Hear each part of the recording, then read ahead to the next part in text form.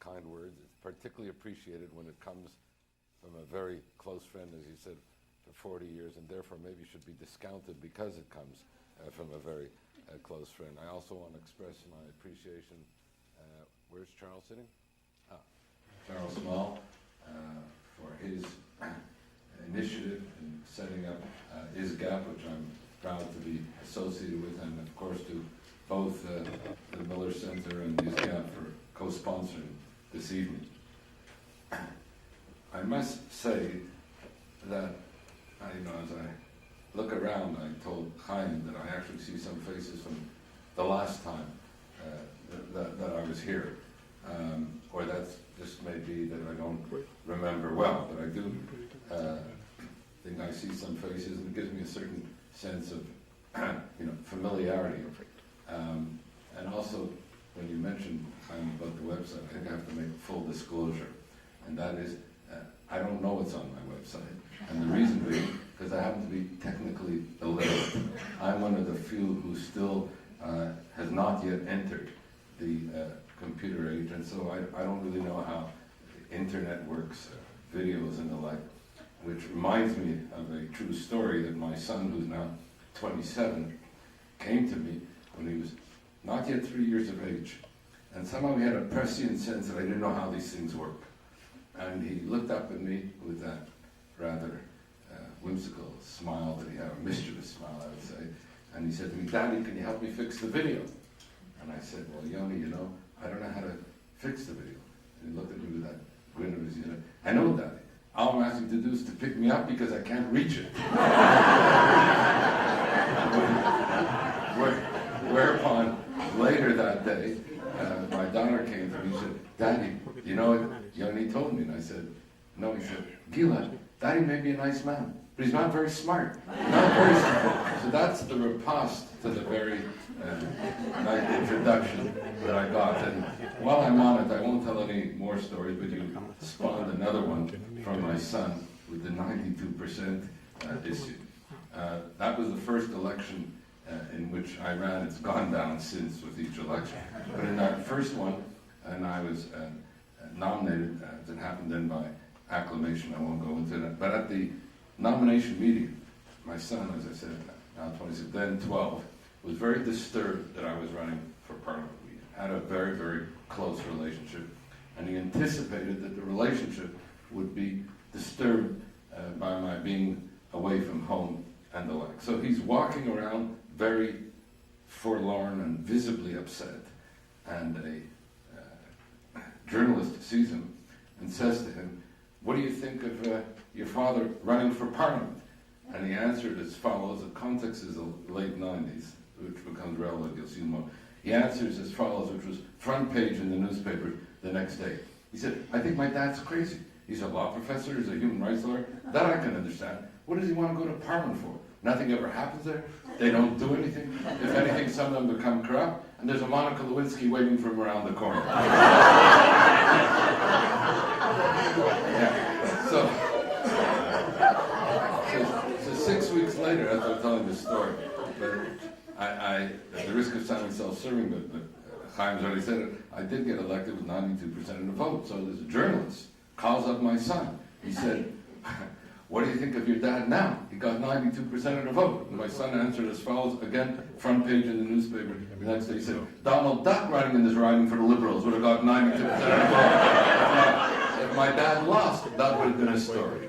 So you see that I have a humbling presence and in my midst, and that's why when I remarked about, I thought I saw some familiar faces. If you noticed me hesitant for a moment, is because this same son feels that I'm less and less recognizing people whom I should know. And then he made his last very compelling riposte to me when he said, "Dad, if you get Alzheimer's, we'll never know. There'll be no difference."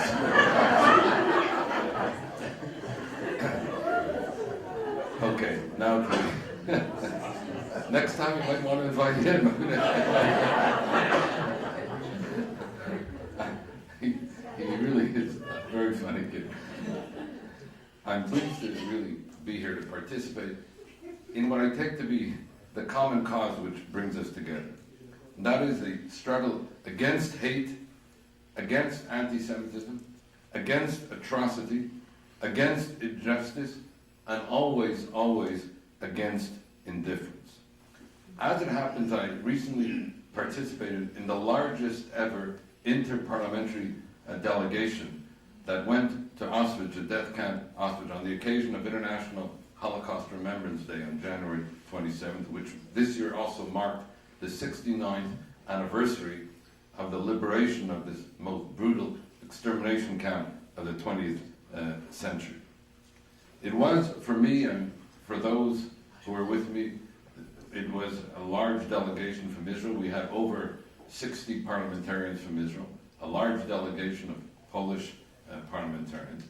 And it was, for all of us, and I think in particular the Israeli component, a rather moving, I would say, memorable, but very, very painful visit, bearing witness really to horrors too terrible to be believed, but not too terrible to have happened.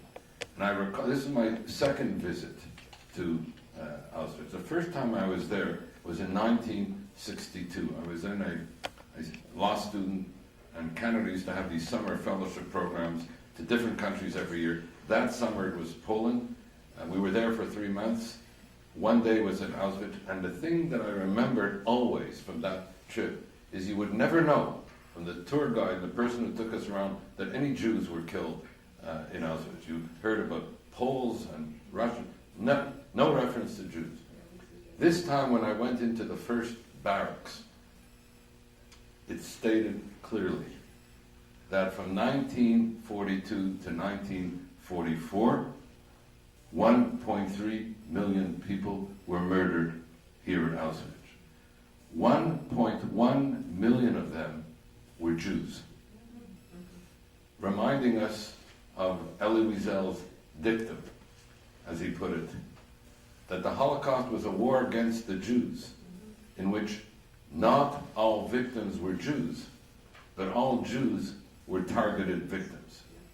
At the end of the day, after we had been in Auschwitz and Birkenau, all the parliamentarians gathered for a discussion in Krakow. And one of the things that came up in that discussion was that we should reaffirm a declaration called the Never Again Declaration that was drawn up during the time of Ahmadinejad's presidency because of the state-sanctioned incitement to hate and genocide in Iran at the time. I mentioned to them that it would be hard to reaffirm it because it related only to Ahmadinejad, and Ahmadinejad was no longer president. And so someone said to me, why don't you draw up a Never Again manifesto for parliamentarians, not limiting it to Iran, but the lessons from being here today. And so I've done that, and I'm going to unveil it for the first time this evening. I only unveiled it first with my caucus this week in Parliament, actually yesterday. And I'm only going to excerpt from those parts of it which have a particular reference to our subject matter this evening. And I'll do that as we move to a close in the last part of my remarks. As it happens, we're meeting also on the eve of the resumption, yet another round of talks between the P5+1, the 6 world powers, and Iran with regard to their joint agreement, joint plan of action, purportedly in order to counter the Iranian nuclear threat. But if one looks just at the statements of this week alone, I'm talking about in the last 3 days, as they are about to resume talks, it is clear that the P5+1, let us say represented by the United States, and Iran have an entirely different understanding of the same agreement that they both signed on to.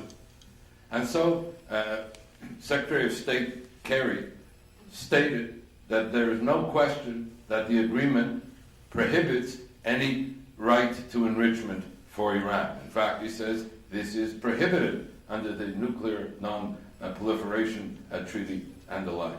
Yet, at the beginning of this week, Iranian leaders said, and repeated it again, that they have an inalienable right to enrichment, and invoked the Supreme Leader Khamenei that they will never surrender this right to enrichment, and that that's a red line, as they put it. Actually borrowing, interestingly enough, the metaphor of Netanyahu now being used by the Iranian leadership. And so it went. The U.S. said that Iran would have to dismantle its centrifuges that drive the enrichment. And Iran said not only would they not do that, but they in fact had a new set of centrifuges that were 15 times more powerful. The United States said that the agreement called for the dismantling of the nuclear infrastructure. And Iran, of course, said the agreement doesn't call for any. I can go on. I've been able to identify 10 major points of disagreement with respect to an agreement they allegedly both have come to. And so when one looks at the situation now with regard to Iran and the nuclear situation to begin with, and then I'll move to the more particular subject matter this evening, I would reiterate what has been my basic thesis for some time in these matters, which has not changed because Rouhani is now president instead of Ahmadinejad. The rhetoric has changed. The incendiary and inflammatory presentations are not as they were.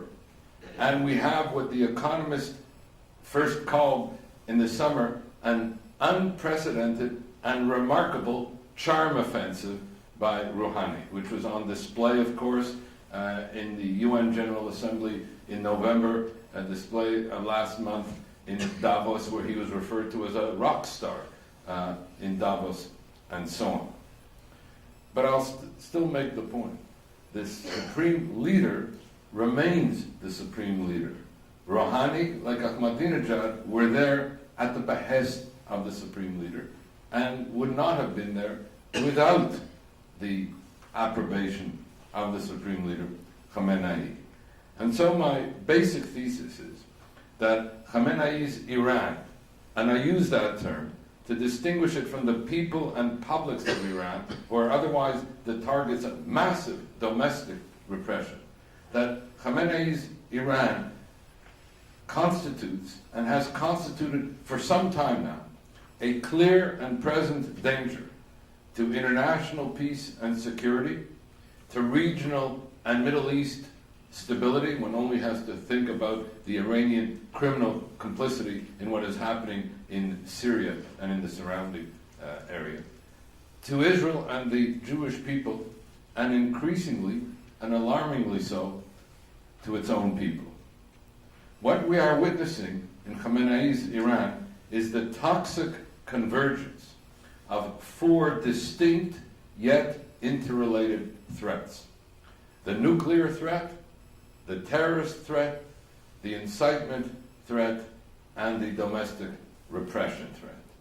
Let there be no mistake about it. Iran has been and continues to be in standing violation of international legal prohibitions respecting a nuclear weaponization program, beginning with the prohibition on the matter of enrichment, which Iran repulses and said, as I mentioned, they have an inalienable right to enrich. Iran has been characterized by the U.S. State Department as well as others as the leading global sponsor of international terrorism.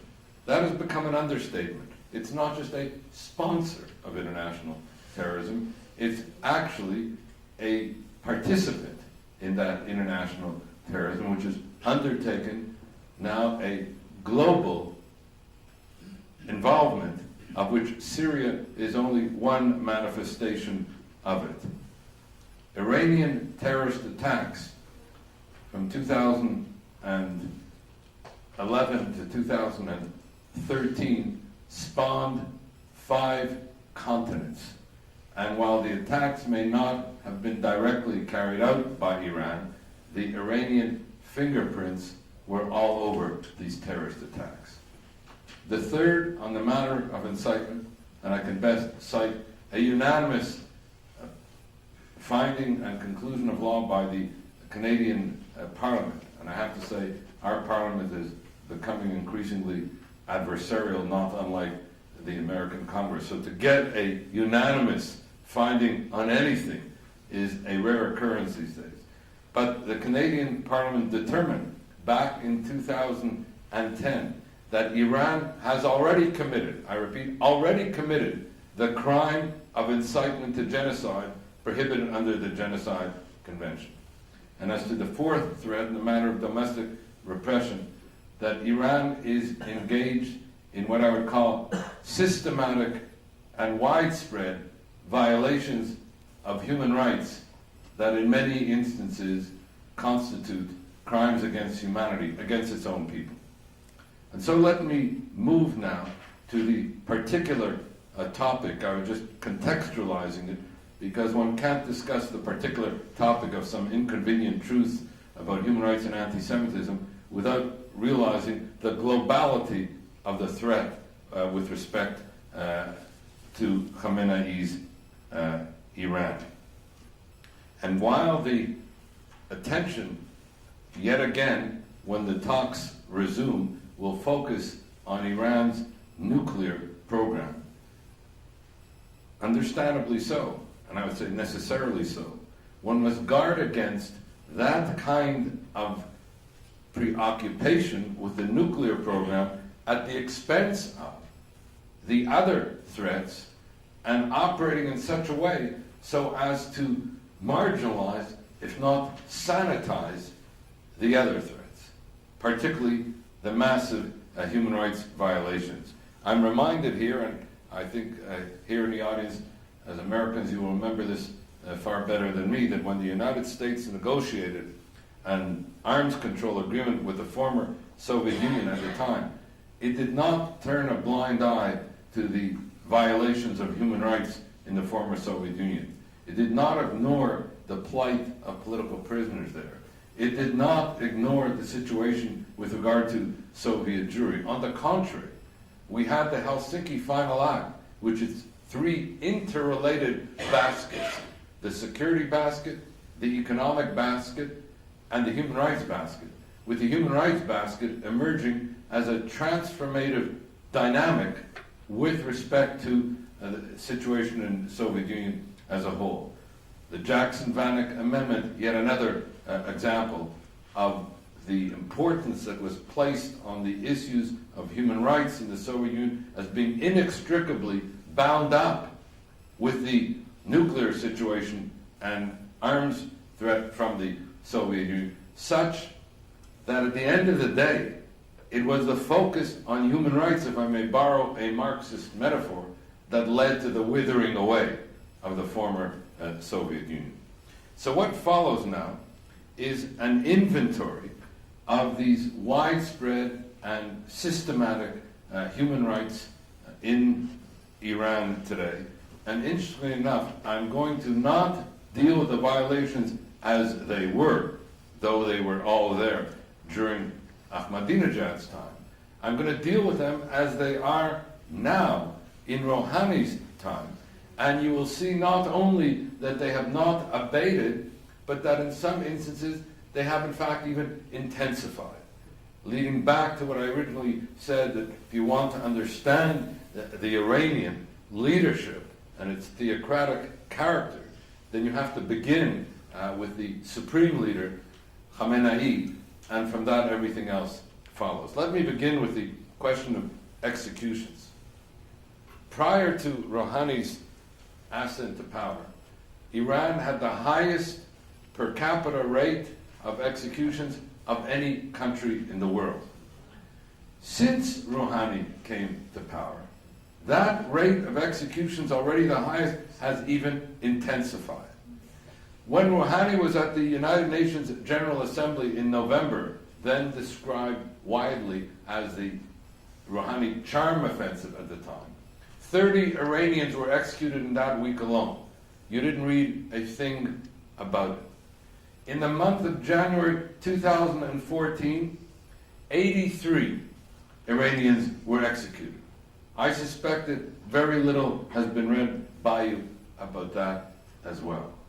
And so you have a situation that the charm offensive has become the kind of framing of the way we should be looking at Iran, and people are not looking behind the charm offensive to see what in fact is happening. And so on the first issue and on the first question, will Rouhani, I'm going to give you test questions which you can use as test indicators with regard to each of these sets of human rights. Will Rouhani declare an immediate moratorium on executions and commute all current death sentences? Because as we speak, I can go through the list of those that are on death row, be they Kurds and the like. This is what we have now going on in Iran. Second, torture. The UN Special Rapporteur on Human Rights in Iran, who has already sent a draft report of his latest report to the leadership in Iran, which has already rejected it outright. But I met not too long ago with Dr. Ahmed Shahid, who has documented the horrific treatment in previous reports that political prisoners endure. Dr. Shahid found that physical torture, including beating, whipping, and assault, occurs in 100% of the cases. 100% of the cases. Sexual torture, including rape, molestation, and violence to genitals, occurs in 60% of the cases. And psychological and environmental torture, including solitary confinement, are also, as he put it, highly prevalent. And so the question again, will Rouhani put an end to the widespread use of torture by Iranian officials under his and Khamenei's watch, which constitute, in fact, crimes against humanity against their own people? Number three, political prisoners. We read in the run-up to Rouhani appearing at the UN General Assembly in November, some 12 political prisoners were released. One of them, Nasrin Sotoudeh, was an iconic woman lawyer in Iran who had really been one of the most courageous lawyers one can find anywhere. She was the one who was representing other political prisoners, representing other arrested lawyers, representing others who were falsely accused until she herself became a political prisoner. She was one of those released. And so what you found was headlines about the release of the iconic political prisoner, Nasrin Sotoudeh, whom I represented under our global Iranian political prisoner program, which I chair with Senator Kirk here in the United States, a U.S. Canada global Iranian political prisoner program where congressmen and Canadian parliamentarians are invited to take up the case of a particular political prisoner and mobilize kind of global advocacy on their behalf. We borrowed this from the Soviet Jewry movement and the advocacy that took place then. Nasrin Sotoudeh was one whom I was representing, and she was released. What is not known is 2 weeks after she was released, her home was vandalized. What is not known was that her husband has been rearrested. What is not known is that she still is subject to threats and the like. But what is most important is that there are still hundreds and hundreds of political prisoners cutting across the whole range of Iranian civil society. I'm referring to leaders of ethnic and religious minorities, trade union leaders, academics, students, artists, religious leaders and the like. The entire leadership of Iranian civil society, the major leadership, are still political prisoners. And if one looks at the words of Iranian Nobel Peace Laureate Shirin Ebadi, as she put it, nearly all of the opposition activists in prison before Rouhani was elected are still in prison. And one of the disturbing factors about this, which you, as well you don't read about it, is that when we call on Rouhani to put an end to this criminalization of innocence and those that prosecute and persecute the innocent who should be held to account. What is not known, and it's I think a revealing expression of Rouhani's leadership, is that Rouhani's appointee as justice minister is Mustafa Pur Mohammadi.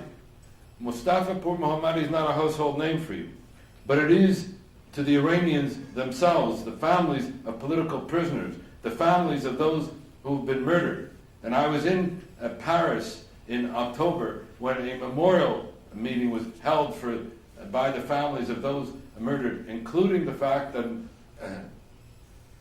Pur Mohammadi is responsible for the murder of 5,000 Iranian dissidents in 1988 during the reign of terror at the time, which resulted in the Canadian Parliament becoming the first and as yet the only parliament in the world to have declared September 1st Iranian Political Prisoner Day to express our horror, really, at this mass murder and to call for Mohammadi to be brought to account. And so the question then becomes, what will Rouhani do about the political prisoners?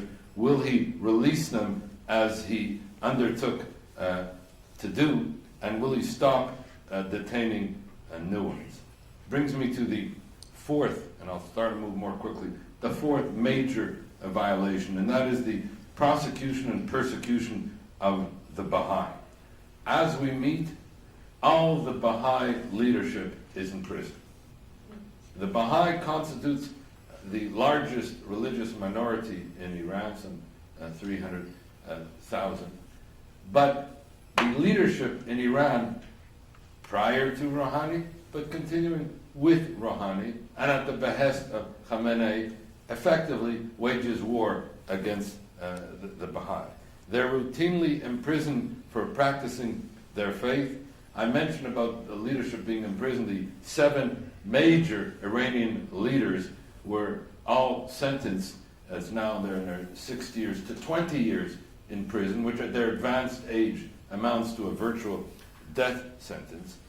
And despite Rouhani's sort of rhetorical overtures for greater tolerance for religious minority, the Iranian Supreme Leader Khamenei issued a fatwa some 4 months ago, calling on Iranians to avoid any interactions with members of the Baha'i faith, whom he described as, quote, a deviant and misleading sect, as a result of which the Baha'is are systematically targeted, assaulted, etc. I could spend the whole evening just on the plight of the Baha'i alone. It leads me to the fifth indicator, and that's the persecution of other religious and ethnic minorities.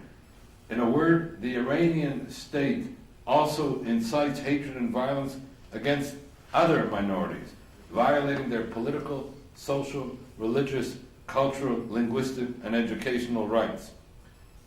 Amongst these abuses, minority schools and houses of worship have been closed or destroyed, and members of minority groups, not talking now about the Baha'i, such as the Kurds, the Awazi Arabs, Christians, and Baloch, are imprisoned on such spurious charges as, quote, spreading corruption on earth, and right now there are some 40 Kurdish prisoners alone who've been sentenced to death for a quote-unquote national security crime such as muharaba, enmity against God. The Iranian-American pastor Saeed Abedini, whom Obama finally, belatedly, brought up recently, and who was sentenced on trumped-up charges to 8 years in jail, has been transferred to an even more dangerous prison where he faces life-threatening conditions. And so, will Rouhani end the oppression of the Baha'i? Will he end the oppression of other minorities? Let me continue and move more quickly. Persecution of women. What you have here is widespread and systematic discrimination, a persistent and pervasive assault on women in Iran. You have persecution of lesbian and gay people. Iranian law not only criminalizes same-sex relations, but allows the courts wide discretion in sentencing them, including not only corporal punishment, but in fact capital punishment, a death sentence. The persecution of journalists and the assault on free speech. As I mentioned, Iran has the highest per capita rate of executions of any country in the world. It has one of the highest rates of imprisonment of journalists of any country in the world. A fundamental assault on fundamental freedoms of expression, assembly, association, and the like.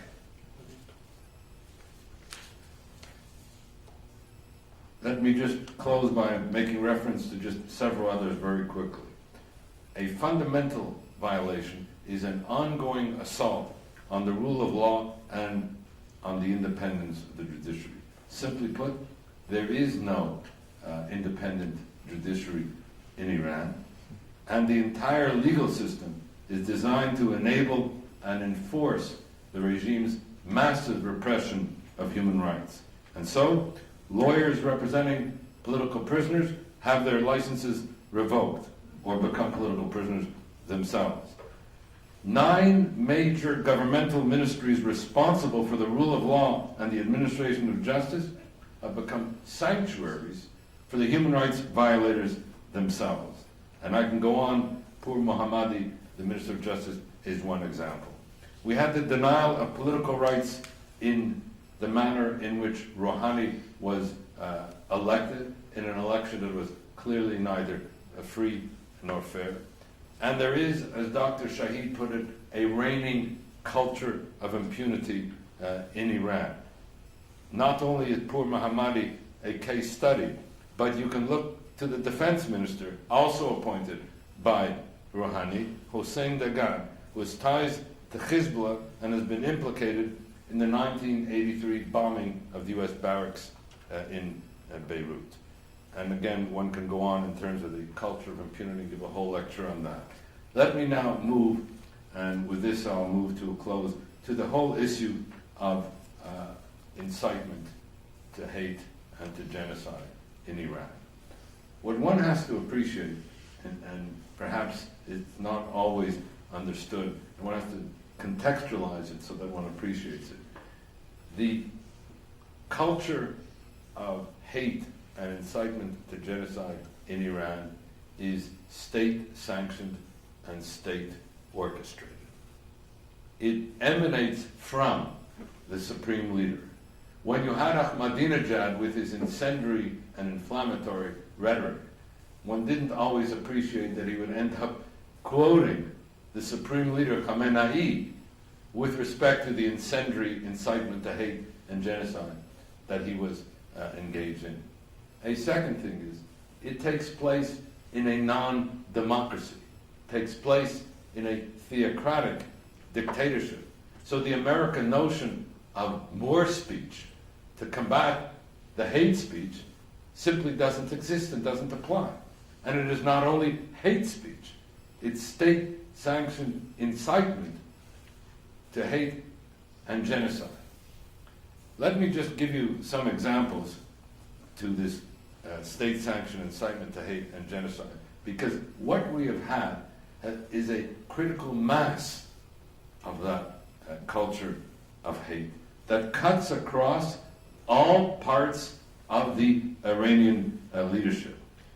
And so the incitement to genocide, the crime whose name we should even shudder to mention, is, I would say to you, without parallel or precedent, even when compared to the incitement that took place, let us say, in Rwanda, or even that took place with regard to the Nazis. And that is why the Canadian All-Parliamentary Committee stated that Iran had already committed the crime of incitement to genocide, prohibited under the Genocide Convention. It goes through 4 stages. That's how it has been, and that is now how it is. The first stage is what is called the stage of the delegitimization, delegitimizing the state of Israel, but also delegitimizing the Jewish people, capped by the statement by Khamenei at the beginning of the 21st century, on January 2000, I think it was January 4th, 2000, when he said, there's only one solution to the Middle East problem, namely the annihilation and destruction of the Jewish state. Interestingly enough, he did use the words Jewish state. Normally it's a Zionist entity. But I guess for emphasis, in this instance, the words used were Jewish state. Relating to what I said, the delegitimization, and that is an understatement of both the state and the people. And then one of many statements of Khamenei that I can quote, referring to this delegitimization underpinned by anti-Semitic tropes. Listen to the following. What are you? A forged government and a false nation. They gathered, the Jews, wicked people from all over the world and made something called the Israeli nation. Is that a nation? All the malevolent and evil Jews have gathered there. Those Jews who went to Israel were malevolent, evil, greedy thieves and murderers. This is not Ahmadinejad speaking. This is the supreme leader, Khamenei. Second, precursor to genocide, from delegitimization to dehumanization. Here, what you have is the dehumanization of Israelis and Jews through the use of epidemiological metaphors reminiscent of the dehumanization of the Tutsis during the genocide in Rwanda, and even that which took place with regard to the Nazis. So just as the Jews were labeled as vermin by the Nazis, or the Tutsis were labeled as cockroaches by the Hutus, so too have Israelis and Jews been dehumanized and labeled in Iran, and for each of the things that I'm saying, I have the footnote of authority and wrote an article about it. But listen to some of these epidemiological metaphors. A filthy germ, a savage beast, a cancerous tumor, a stain of disgrace on the garment of the world of Islam, a stinking corpse, a cancerous bacterium stuck in a cesspool created by itself and its supporters, like cattle but more misguided, a rotten dry tree, an unclean regime. I can go on. You get the picture here of this notion of dehumanization. And then comes the third. We move from delegitimization to dehumanization to demonization. And here dehumanization coupled with demonization accomplishes the dual purpose of making the would-be victim, the Jew, appear not only to be less than human, if not subhuman, but also to appear more threatening, thereby providing, in the classic sense, the warrant for genocide. So you get rid of this subhuman, who at the same time is threatening, and you have a combination here of the dehumanization, read the subhuman, and the demonization, read the satanic qualities, and the warrant for genocide in that regard. There are other quotes which I'm just going to not excerpt from, but I'll just end up this point by showing how the Supreme Leader combined these two images of Jews conspiring against the world and of Jews waging covert war on a people, and elaborating to the audience what he saw as the Jewish satanic design. His words, not mine. And I quote, "The occupation of Palestine by the Jews is part of a satanic design by the world domineering powers to weaken the solidarity of the Islamic world and to sow the seeds of disunity amongst us." And so it was that this took us into what I've just told you was all before 2012. The critical mass, unparalleled in its intensity and in its volume, occurred in the year 2012. I'll just excerpt from some of them. The genocidal incitement included in August 2012 alone.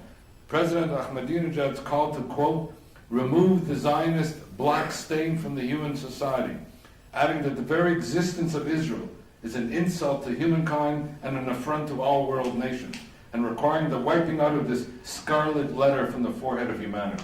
You know, if you go through, as we did in Auschwitz, the barracks, you will find a remarkable symmetry with respect to screenings there of statements made by Hitler and Goebbels and others, referring also, you know, to the Jew in a satanic way and saying that mankind, and being the enemy of humanity, and that mankind can only be redeemed with the death of the Jew. Incredible parallelism. I mention this because all the statements in the barracks came from first Mein Kampf in 1924, but from the 30s. 35, the world then could have awakened, did not awaken. In August, Ahmadinejad as well, and in a speech to ambassadors of Islamic countries, with the support of Khamenei, declared that anyone who loves freedom and justice must strive for the annihilation of the Zionist regime in order to pave the way for world justice and freedom. Similar incendiary statements proceeded, though they were attributed to Ahmadinejad, but they came from the Supreme Leader Ayatollah Khamenei, yet again, speaking of Israel as a cancerous tumor that must be annihilated. August 2012.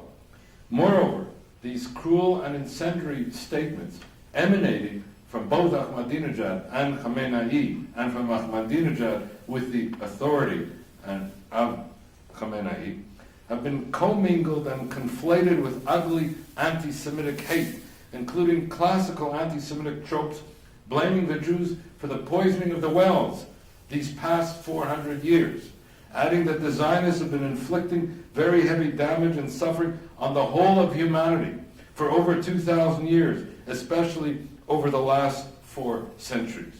Indeed, this state-sanctioned culture of hate and incitement to genocide has been persistent, pervasive, and dangerously pernicious.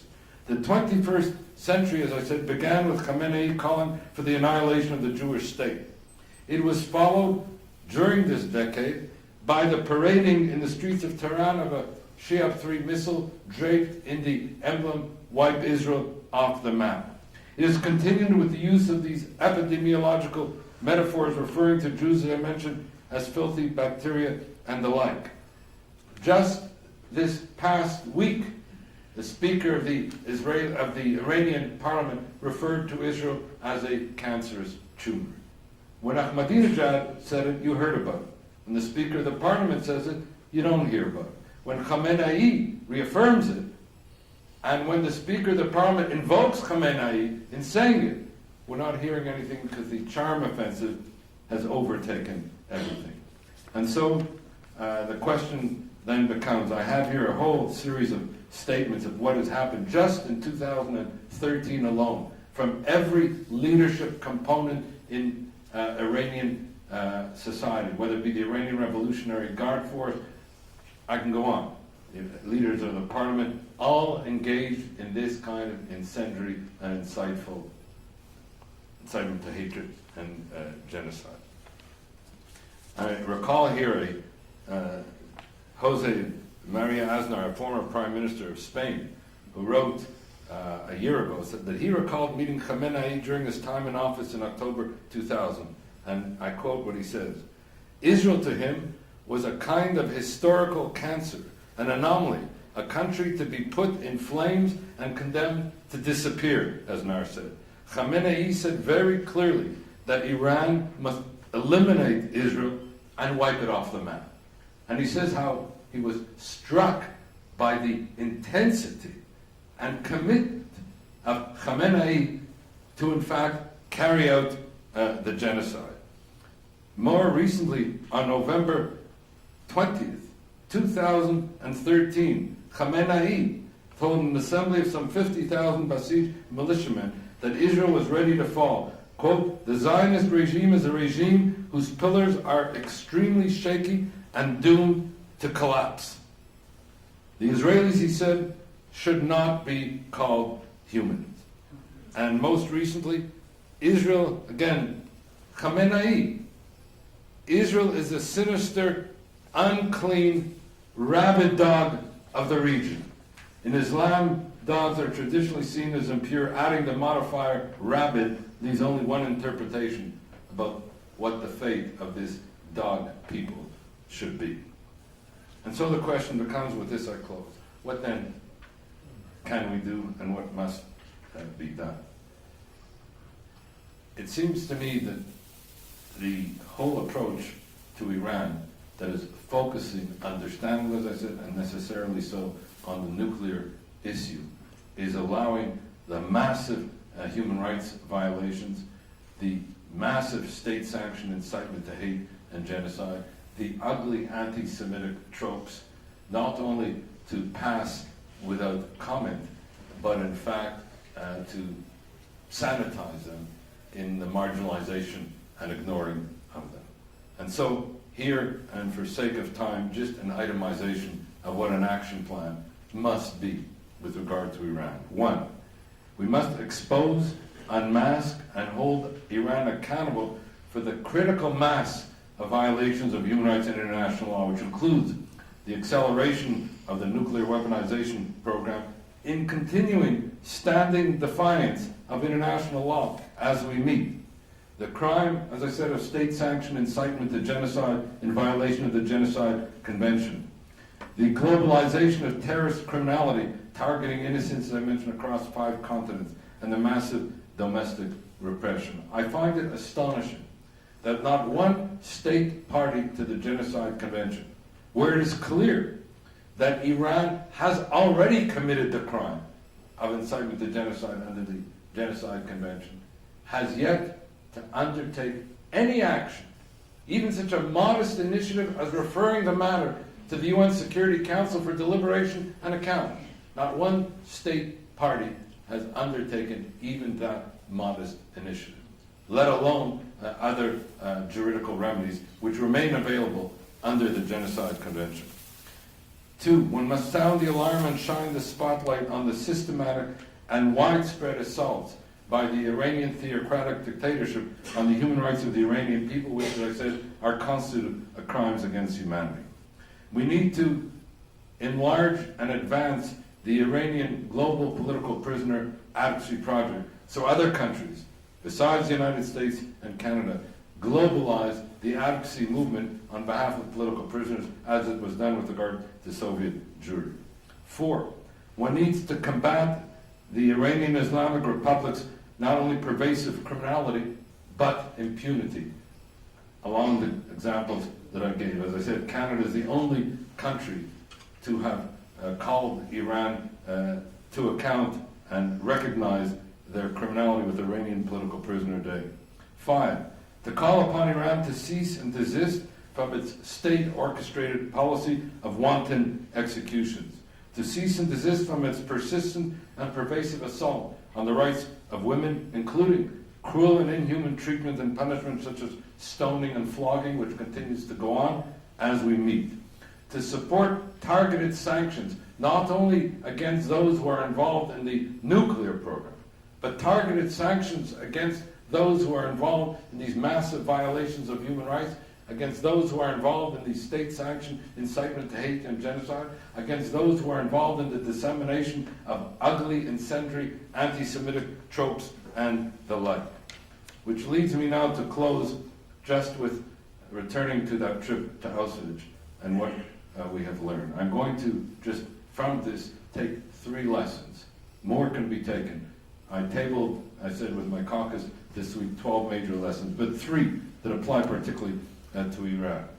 The first is that the enduring lesson of the Holocaust and the genocides that followed in Rwanda, in former Yugoslavia, in Darfur, is that these genocides occurred not simply because of the industry of death, and we were reminded painfully of that industry of death with the gas chambers and the crematoria. And I have to tell you that as soon as we exited from the barracks containing the crematoria, led by the Israelis, we broke into a kind of instantaneous Kaddish of mourning for the dead, with such pain that I have rarely experienced at that moment.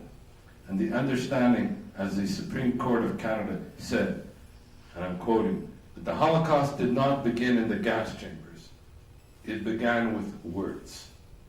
These, as the court put it, are the catastrophic effects of racism. These, as the court put it, are the chilling facts of history. And so on this first lesson, we said we as parliamentarians must undertake to challenge, to address, to redress these state sanctions, incitement to hate and genocide when they occur, of which Iran is now the primary exponent.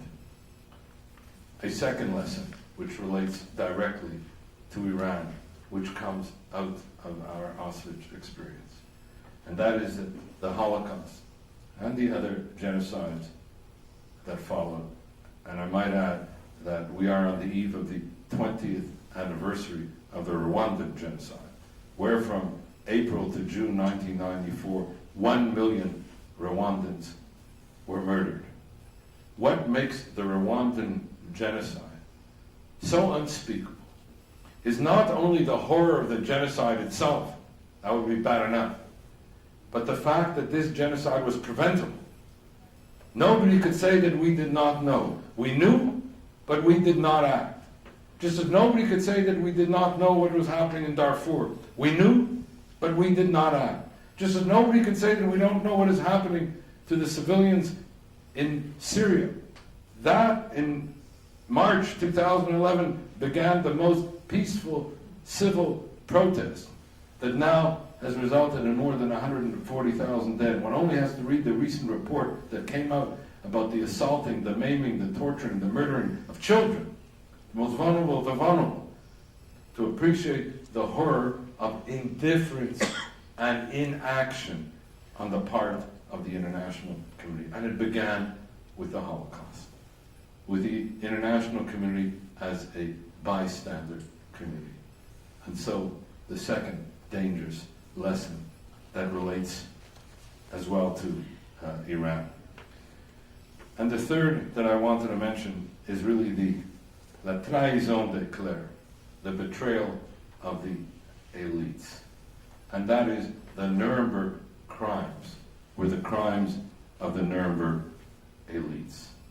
The Holocaust was made possible not only because of the bureaucratization of genocide, as Robert Lifton called it, and which Adolf Eichmann, the desk murderer, personified, but it was made possible because of the trahison de clerc, the criminal complicity of the elites, physicians, church leaders, judges, lawyers, engineers, architects, educators, and that's why our pledge as parliamentarians to speak truth to power and to hold power accountable to truth. I'm only going to close now with a pledge that we took there as parliamentarians, which I've now drafted for this Never Again Parliamentary Manifesto. And it says as follows, that this visit to Auschwitz reaffirmed that we must remember and pledge that never again, not as a matter of idle rhetoric, but as a matter of undertaking to act, that never again will we be indifferent to incitement and hate. Never again will we be silent in the face of evil. Never again will we indulge racism and anti-Semitism. Never again will we ignore the plight of the vulnerable. And never again will we be indifferent in the face of mass atrocity and impunity. But we will speak up and we will act against racism, against hate, against anti-Semitism, against mass atrocity, against injustice, and against the crime of crimes whose name we should even shudder to mention, genocide. And I remind you that incitement to genocide is the crime of genocide itself under the Genocide Convention.